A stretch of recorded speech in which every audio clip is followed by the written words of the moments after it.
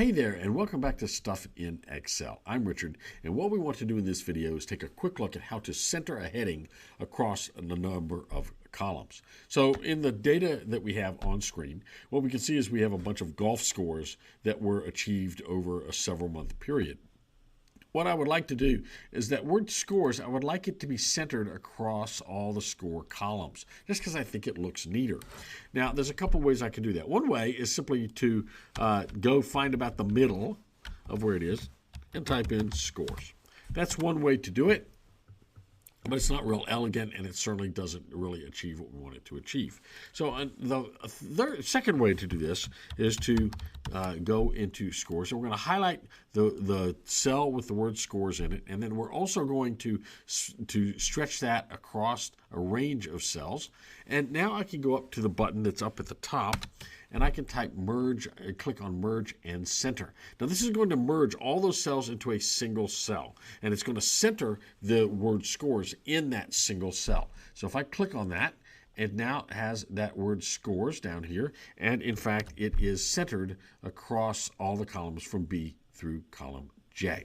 Now the problem with this is that if I wanted to highlight just a portion of my range, I can no longer do that. Since that is a single cell, cell B3, if I go down and I try to highlight, say start with A1, go to A9, and if I just wanted to highlight cells, let's say columns A, B, C, and D, I can't do it because once I highlight column B, it highlights everything. And that's not really what I wanted it to do.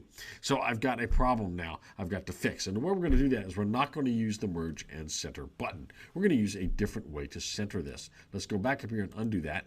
Now I'm going to still highlight that range, but now I'm going to right click in the shaded area, and I'm going to go down to Format Cells, which is down here at the bottom. You can see that. I'm going to click on that. It's going to open up my formatting window. I'll move it up here where we can see it better. And I'm going to go to the second tab, which is called Alignment, and go down to Horizontal Alignment.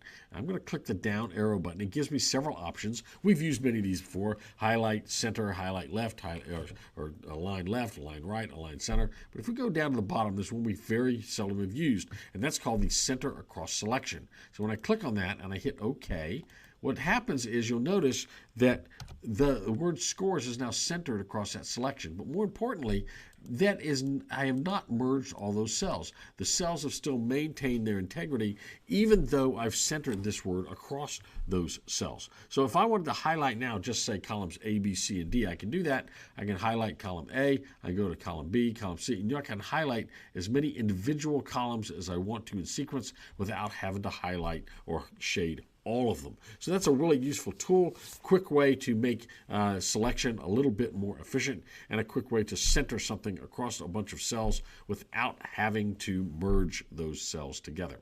So hopefully it was helpful, centering across multiple columns.